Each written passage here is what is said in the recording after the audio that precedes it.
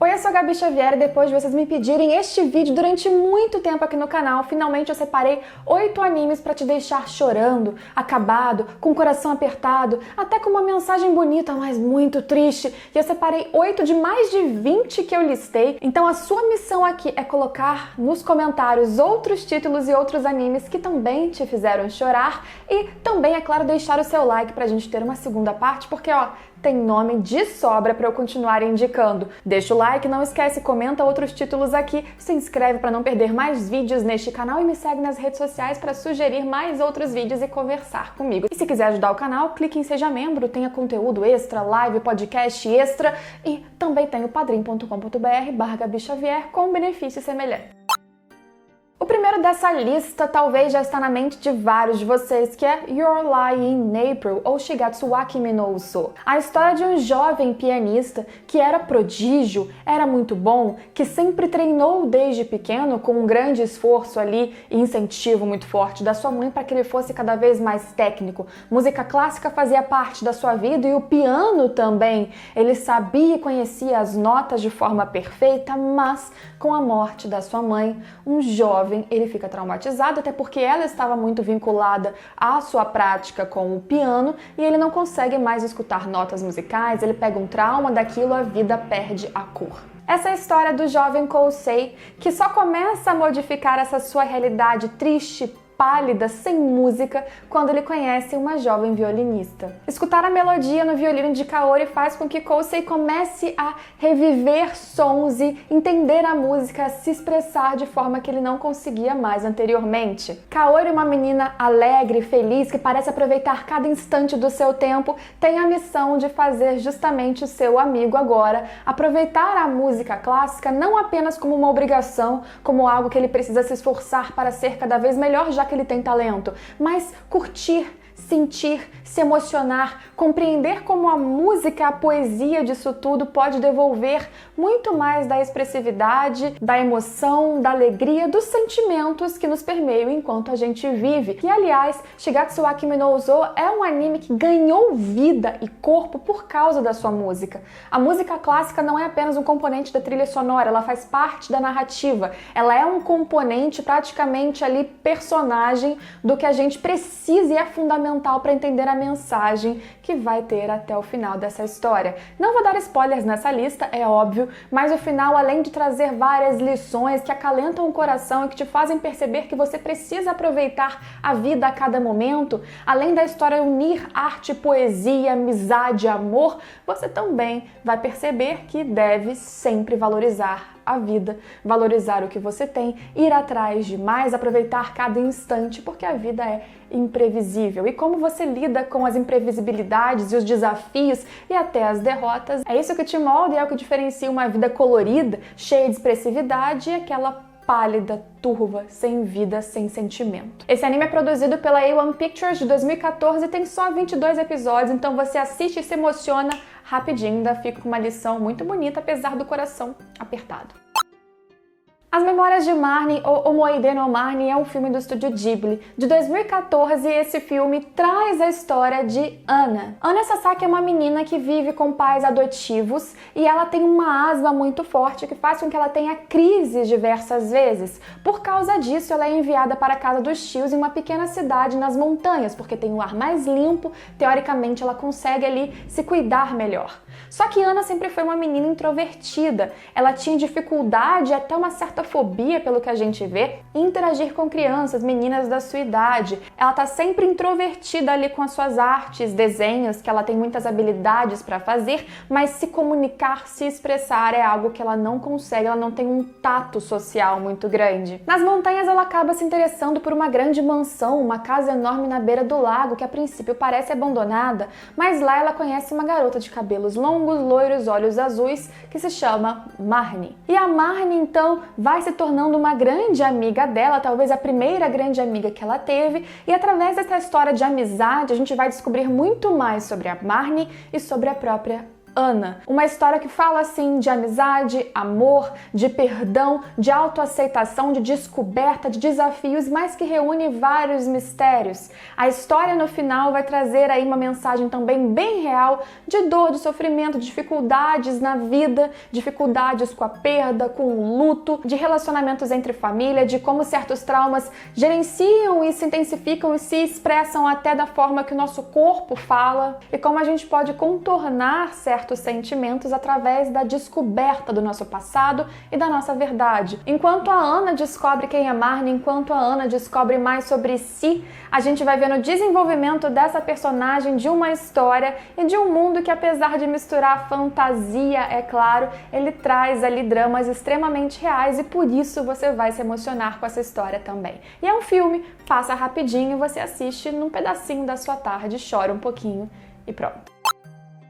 Rainbow é um anime que eu já recomendei aqui no canal em outra lista. Ele é de 2010, produzido pela Madhouse. A gente tem uma arte mais sóbria, até porque o anime se propõe a ser mais realista. Em um Japão pós-Segunda Guerra, em 55, a gente acompanha no início da história a jornada de 6 rapazes que vivem num centro de detenção. Esses 6 rapazes estão então presos ainda adolescentes, ou por pequenos delitos, ou até por injustiças, fatos que alguns deles não cometeram, e lá estes 6 vivem, ficam na mesma cela. O primeiro arco é basicamente para a gente entender a história de cada um, o passado. Rapidamente você vai se aproximando e criando empatia por eles e como esses adolescentes com objetivos, sonhos e passados extremamente diferentes, eles vão se aproximar e se unir tanto para lutar pelos seus sonhos, para pensar no depois daquele local em que eles estão, como para sobreviver naquele centro de detenção que reúne pessoas terríveis, corrupção, abuso de autoridade, situações bem difíceis, bem tristes.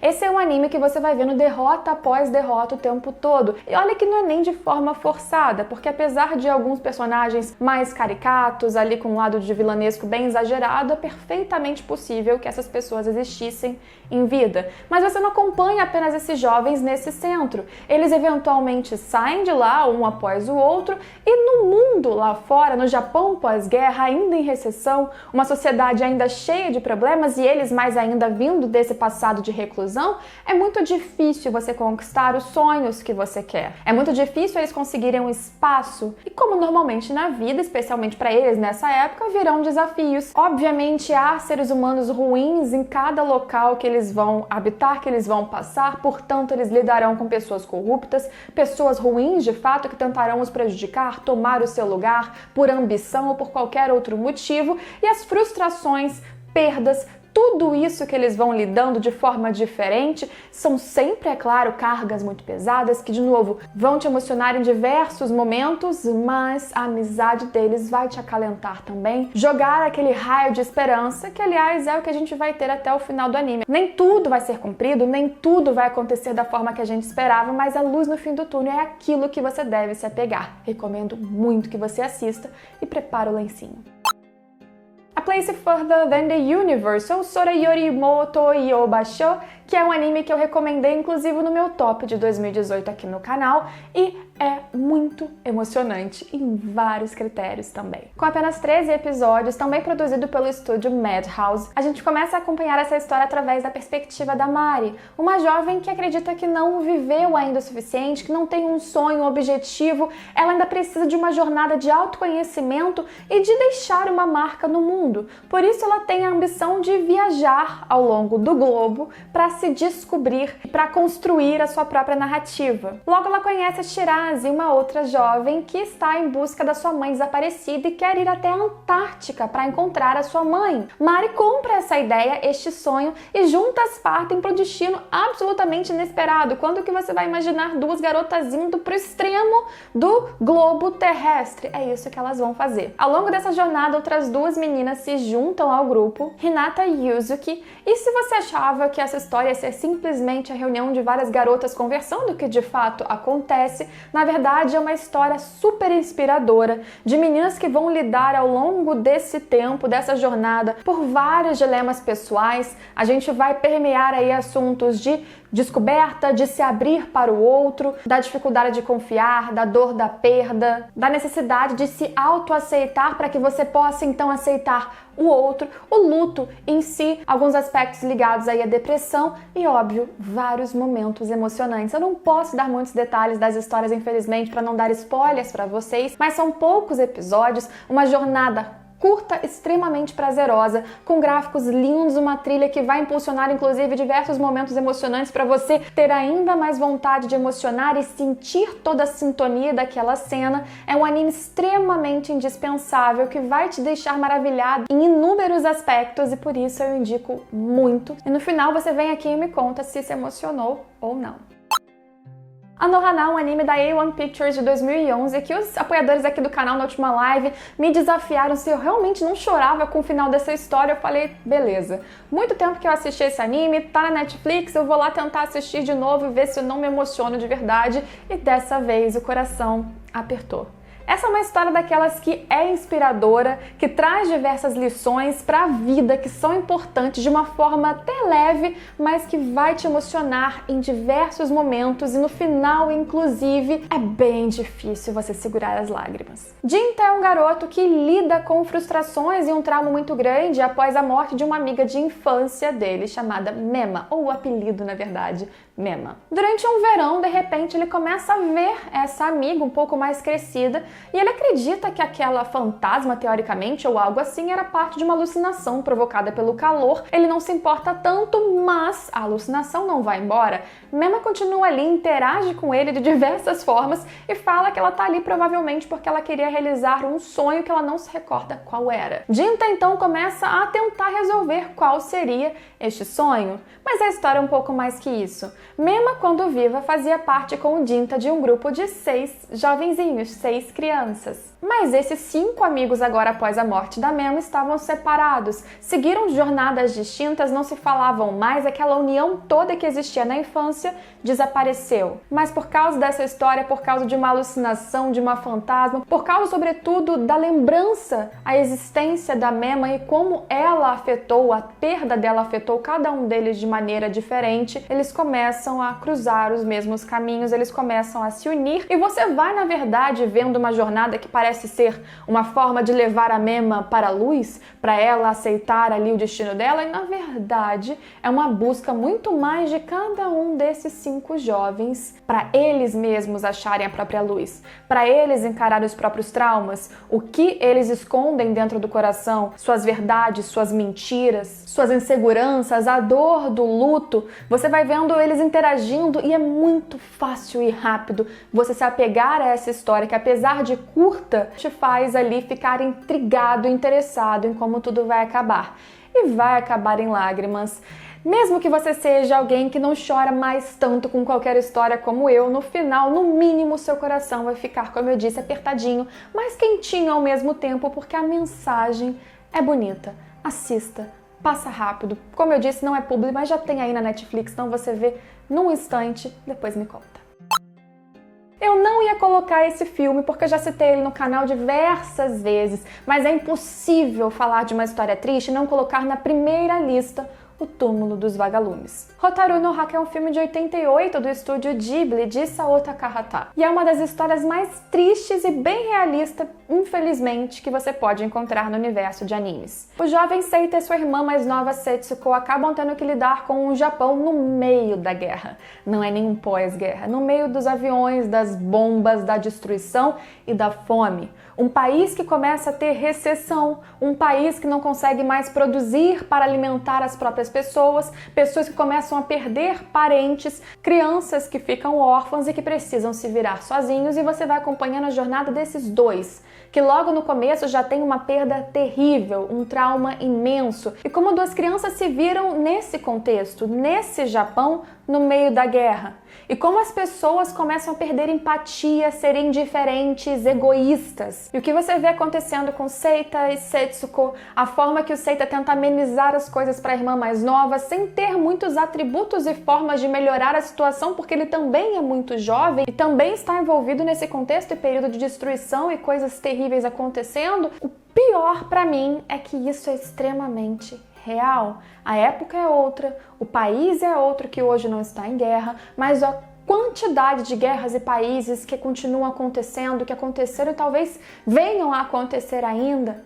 E como essa realidade só produz tristeza, isso dói muito. É uma história que ela não tem pressa para acontecer. No começo você já tem ali o spoiler do que será o fim de tudo isso, e mesmo assim a jornada é dolorosa, lentamente dolorosa. E este não é um filme que vai trazer uma mensagem calorosa no fim, não. É para você realmente contemplar uma situação que é real, não a história desses dois, mas diversas outras parecidas devem ter acontecido e ainda acontecem em outros locais no globo, e o como isso machuca, e o quanto você talvez tenha que criar uma empatia que outras personagens nessa história não criaram. É dolorido, é real, é necessário. Se você ainda ignorou a existência desse filme, mais uma vez eu digo, assista. Mas prepara o lenço de verdade, o balde talvez dessa vez, porque vai machucar. Chrono Crusade é um anime que foi exibido de 2003 a 2004, com 24 episódios, produzido pelo estúdio Gonzo. Ele se passa nos Estados Unidos em 1920, em uma ficção, em que de repente então um mundo tão cheio de caos teria possibilitado que demônios então habitassem o nosso plano, habitassem o nosso mundo. Por causa disso, a Igreja Católica cria a Ordem Magdala, que justamente seria composta por exorcistas muito habilidosos que teriam capacidade de enfrentar esses demônios. Nesse mundo também existe uma garota chamada Rosette Christopher, que cresceu em um orfanato com seu irmão Joshua, que seria um dos 7 apóstolos com poderes divinos. Em certo momento, ambos encontraram um demônio numa tumba chamado Crono, mas depois Joshua é sequestrado por um demônio chamado Aion. Rosette Christopher, freira, acaba fazendo então um acordo com o demônio Crono, que ela e seu irmão anteriormente encontraram, para que ela conseguisse lidar por meio da sua vida, da sua força vital, poderes para que ele, Crono, conseguisse atingir todo o seu potencial demoníaco para que ele enfrentasse Aion e recuperasse o Joshua, irmão da Rosette. Para conseguir a habilidade de lutar com o demônio, Rosette entra para a Ordem Magdala para que ela aprendesse técnicas para combater demônios de forma eficaz, e ela está sempre com o Crono, apesar dele ser um demônio e obviamente não poder habitar vários locais da Ordem. O acordo entre os dois não é tão simples assim. Como eu disse, a Rosette, ela dá parte da sua energia vital para que o Crono consiga manifestar todo o seu poder demoníaco e lutar em situações que forem necessárias. Por isso existe um relógio que literalmente conta o tempo da Rosette, que ela pendura no pescoço, e toda vez que o Crono ele libera toda essa força, ela conta um pouquinho de tempo a menos de vida. É por isso também que ao longo da história a gente vê o Crono a maior parte do tempo em forma de um garoto de 12, 13 anos, porque assim ele tomaria menos ali das forças vitais da Rosette. Esse é um anime que vai misturar lutas, diversos enfrentamentos, mistérios, perigos, referências bíblicas, dramas, questões de amizade, de amor. Outras personagens surgirão para o grupo principal que também terão dramas pessoais, conflitos. Tudo isso acrescentará para que no fim de Chrono Crusade você também se emocione, apesar de ter um final belo. É bonito, é triste e vai te fazer chorar, possivelmente muito. Tokyo Magnitude 8.0 é um anime do estúdio Bones, com 11 episódios apenas e de 2009. Mirai é uma garota jovem que, como muitos adolescentes, tem problemas ali com seus pais, trabalham, ficam irritados, então eles discutem, e o maior desejo dela ali dentro é que o mundo desabasse, para ela não ter que conviver mais com os pais, com isso tudo. Infelizmente, o desejo dela se realizou de uma forma terrível e muito literal. Em determinado momento, durante o verão, ela sai com o seu irmão mais novo, Yuki, eles vão para uma exposição de robôs. O que acontece é um grande terremoto de escala alta na região de Kanto, que incluiria ali Grande Tóquio. E o anime sempre abre os episódios dizendo que os efeitos do terremoto mostrados no anime foram colocados ali através de estudos de como seriam os efeitos reais caso acontecesse um terremoto assim naquela região dentro do Japão. Pode ser que fosse diferente, mas eles fizeram tudo aquilo ali com base em estudos, o que é bem interessante e transforma os dramas que a gente vai acompanhando em algo também talvez bem mais realista. E sim, Mirai e Yuki agora se veem no meio de destruição, de muito sofrimento, tentando voltar voltar para a sua família, se é que a sua família está viva. Logo no começo, para sorte deles, eles têm a ajuda de uma mulher solteira motoqueira que encontra eles, que chama Mari, e eles vão passar esses episódios todos, como eu disse, tentando voltar para um lar que eles não sabem que existe, tentando sobreviver aos efeitos, consequências e desastres desse terremoto. É muita tristeza e, como eu disse, é uma tristeza bem realista na medida do possível, e a história no fim também vai fazer questão de te machucar um pouquinho, porque as consequências são bem reais e muitas vezes inevitáveis. Assista, me diga o que você achou depois, e no fim dessa lista, que tem apenas 8 títulos, como eu disse, de vários que eu separei, me conta se você quer uma parte 2 e, mais que isso, me fale desses animes, quais mais te emocionaram, qual você tem interesse em assistir, e dos que não estão aqui, qual você mais chorou? Qual você sentiu falta porque é aquele que te machuca no fundo do peito? Eu tenho vários nomes aqui para falar, mas só no segundo vídeo. Se você deixar like, comentar bastante e se inscreve para não perder nada do que sai no canal nos próximos dias. E a gente se vê então nesses próximos vídeos. Cuidado, segura o choro, porque depois essa lista vai precisar. Tchau, tchau!